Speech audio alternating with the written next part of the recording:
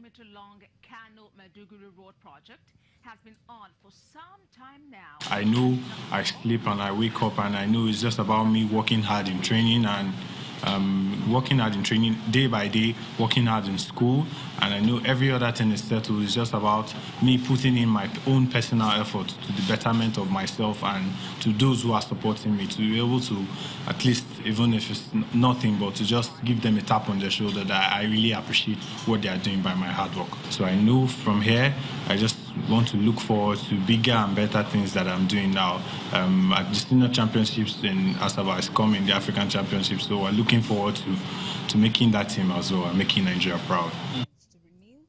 Yes, Jerry Jackman, they're looking forward to making Nigeria proud at the African Senior Athletics Championship that will go down later this year in Asaba, Delta State. From there, let's talk about the Nigeria Women's Football League. It's starting to really get exciting. Cecilia, some very interesting results that we talked about yesterday. Yeah, a few surprises as well too. Yeah. But for me, I expected a lot of these score lines. Edo Queens, 4-0. Wow, Ineka Julius, first hat-trick, yeah? Hat-trick. A hat-trick of the season, first hat-trick of the season. Heartland not doing well in the NPFL. Not doing well in the Nigerian Women Football League. What's wrong with Heartland? Well, it's just the beginning of the season. It's just the start. Yeah, still enough time. Confluence Queens and Rivers Angels just could just Confluence Queens. 1-0. 1-0. Right. Bicycle Queens and Ibom Angels. Goalless. 1-4 Ibom Angels going away and at least getting the point. Fantastic. Then Shaw Babes, newcomer, so we knew it was going to be difficult for them to beat Delta Queens. And Delta Queens, the experience paid off. 2-0 they won. That's the result coming from Group A.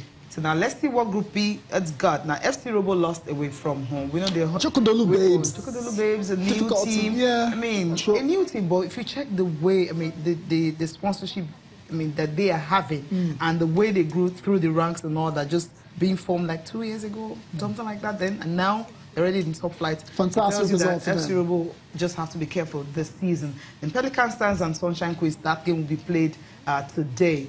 Then Oshun Babes and Nasarawa Amazons. Nasarawa Oshun Babes, despite those players, all the star players, failing and all that, but just somehow Nasarawa Amazons, they are anytime it's bedding, then they're still bedding it. Yeah, let's put it that way. That's what they need. Damawa Queens and Abia Angels, Damawa Queens 1-0 winning by a lone goal. Any of these results, you know, is really surprising to you? The Ibon girls and the other, but for Nasarawa Amazons, I'm not surprised. Okay. It's a great team. They are the champions, and they are still moving forward with what they started, where they stopped from last season. Wow. The experience of their coach, so when you have Christopher Danjuma just being in charge, you understand that you just have to win some games away from home. After that little bit of bleep, so to speak, when FC Robo went there, they got a draw. I felt it was goalless anyway, but I felt FC Robo would have capitalized on that, you know, going to Shaw Babes and also getting something out of it, but they just couldn't. Now let's talk about the Nigerian Professional Football League now.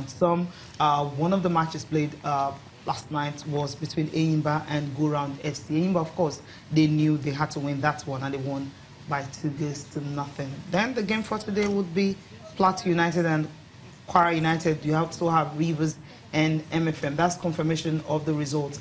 Eyimba and Go Round, Eyimba winning by 2-0. Now the fixtures for today, Plateau United will be up against Kwara United, and Rangers and MFM will also be in action today. So which one is going to take this one? Kwara or Plateau? No, except a miracle happens. MFM at Rangers. I'm not sure. The away teams are bad travelers, so they've not really gotten enough points on the road. Yeah, but at home, they try to turn their home to fortress. And Plateau United need to win because the coach has Kenny Boboye has been under massive pressure because of the failure in the CAF Champions League and also the Confederation. So whichever we look at, the Rangers and the Plateau United should take the day. So home wins for Rangers and Plateau United. We'll see if it pans out exactly that way tomorrow. Let's let's now talk about the UEFA Champions League. Everyone is obviously looking forward to that particular one. Big match played, first leg semi-final clash at Allianz Arena between Real Madrid, defending champion, double defending champions actually, against Bayern Munich. And that one ended 2-1 in favor of Real Madrid, despite the fact, I don't know if you agree, pundits believe Real Madrid didn't exactly play well.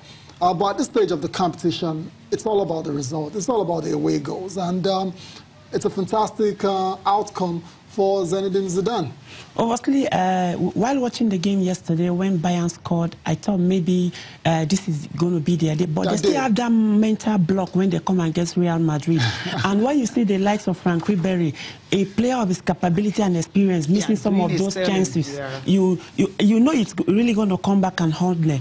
And Real Madrid, masters of the big stage, they know how to come back. And then Bayern also shot themselves in the foot when they make some elementary defensive errors. The second goal, you don't cross ball in your half line like when you are pressing the opponent, because any interception will lead to a massive goal. So that's just the thing. And the injuries also is a factor. But there's an aspect I told some pundits yesterday, the fact that there's still a gulf between the La Liga and the Bundesliga. I still feel that Bundesliga is not competitive enough. Good players, but when you face a Real Madrid, that reputation is going to be there. And also the experience of winning it back-to-back, the La Decima and Undecima, it's going to really strike something in you. And that's what happened. And if you check what, I mean, when we were watching game, we talked about the fact that Bayern did all the playing.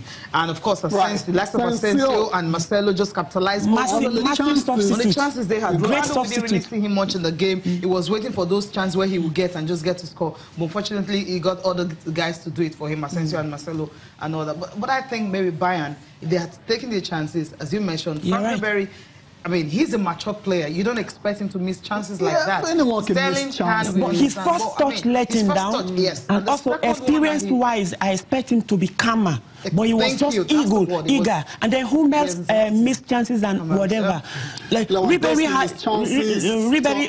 was their best player on the night, but he was just more of industry going there. And Real Madrid did a massive defensive job. And give it to Keylor Navas. He's not been Florentino Perez's choice, but he's been doing a massive job in that goal post there.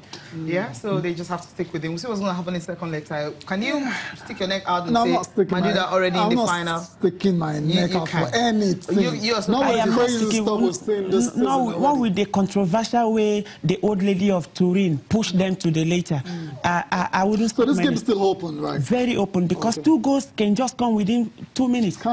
And they have Lewandowski. The thing is, can Bayern really score? Iron Robben will get to find it. I mean, we saw Iron Robben was out, and that's one of the players you can easily rely on. Players you can rely on. when he's on the field. Jerome Boateng also. I mean, that also affected them. If these two guys are Alaba, back, you forgot him. Alaba also very versatile player. So these guys are not there. The possibility of them coming in the second leg, May 1st.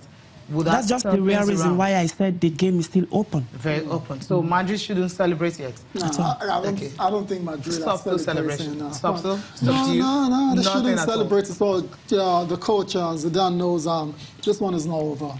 And yeah, I'm sure he's ensuring all the players, keep their feet firmly on the ground.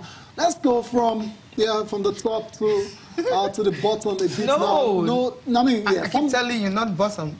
From the top to the middle. Take a step down. Okay, just a lower rung. That was just on the line. So let's go from the Champions League to Europa League. To the UEFA Europa League. It has got a name. That's a massive game tonight between Arsenal and Atletico Madrid. No disrespect to Marseille and Salzburg, because they've done well to get to the stage of the competition. But tonight is all about Arsenal and Atletico Madrid. Diego Costa has been passed fit for this game. Should the Arsenal defense start to worry about his inclusion in the starting lineup? 6 games against them. But for Arsenal, this is their only chance of getting back into the UEFA Champions League. So there's a lot of pressure. There's a lot riding on this game. And they play the first leg at home. And how do you see this one panning out? I mean, are we going to get a win? And because Arsenal have to get a win before going back to Spain, is as straightforward as that.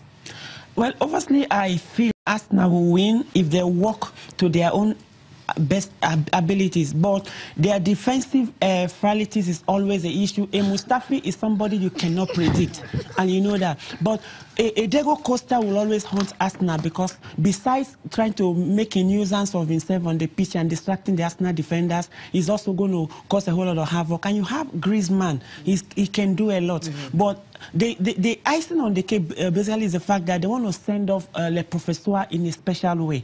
If he can win, it will be their first European title since 1984. One of it was the old Cup Winners' Cup, and it's the old Cup Winners' Cup that has been made to Europa League. So obviously, it's going to be a tight affair, but I see us now having it because the attack is something that you can always depend on. But can they maintain it through 90 minutes? It's another question for another day for one to answer. For that question, we'll find the answer tomorrow. Definitely. Let's take Arsene Wenger's pre-match thoughts ahead of tonight's game against Atletico Madrid. The timing was not really my decision, and for the rest, I've spoken about it already. Focus for tomorrow's game in our job, you know, there's only one thing that matters, is next game, and that's what I'm focused on. Well, first of all, to play to our strengths. That means we are a team who likes to dictate the game and likes to have the ball, and as well, of course, try to annihilate the strengths of Madrid. They are a very strong team. They are if you look at the table, the second best team in Spain. Arsene Wenger speaking ahead of tonight's game against Atletico Madrid. It's actually going to be the first meeting between these sides, and very interesting that they've never met in Europe before. A bit of team news coming from Arsenal. Mesut Ozil, Petr Cech, Jack Wilshere, Short Kolasinac. All these guys are back in training and are in contention for tonight's game. While for Atletico Madrid, the big news is Diego Costa has been included in the party to London, and there's a very good chance he might actually play this one. Another player who was supposed to be decisive, who has been decisive for Arsenal recently in the Europa League, especially, is Danny Welbeck. I don't know, Danny Welbeck gets a lot of flack. Yeah. They feel it's not good enough to play for us, and they feel he's one of those guys that has to be moved on when the new manager comes in. But you can't argue against what is done recently, especially in the last 2 rounds of the UEFA Europa League. And Wenger will be depending on him today to get the job done. Obviously, he's one player that has not really gotten his due respect because he's not a striker that scores 20 goals in a season. There was a striker. But most times there are those who play as a foil for others. Like in 1994, Amokachi started as a foil for Yekini, and Yekini was getting all the plaudits. But he's done massively well. I can't forget the game against CSK Moscow. Arsenal fans were already on the edge. It was more like a cliffhanger, and he scored that goal and he came free nerves. So he's one player whom Wenger, you know him now. People say it's one of the mistakes that he's so loyal to players. Whether you're doing well or not, but the guy has improved massively, and he's going to still be crucial today. Okay, we'll see how crucial he will be tonight. But let's hear from him now.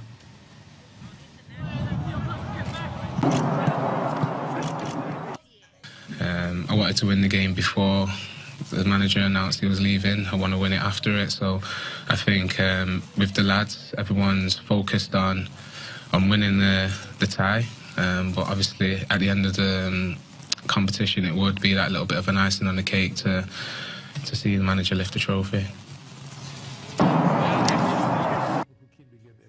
We'll see if they can actually win this trophy and give it to Arsene Wenger, especially when he says the timing of his announcement wasn't his own making. Everyone. Pray for him. Yeah, that caused a bit of a stir. Like people have interpreted that as it was a fault. It was a false to. Yeah, but whatever, it's going. It's going. That's the bottom line. I'm sure Arsenal fans are celebrating. Some might just try to be emotional about it, but then. But behind closed doors, they're doing cartwheels. Probably there are many of them who were even crying. Said, "Is it not crocodile here?" You know, because they said it's become a divisive figure over the past couple of years. Now you've been clamoring Wenger out. Now Wenger is going. So and you're crying. All right, we'll go for a break now. We'll come back looking at the papers.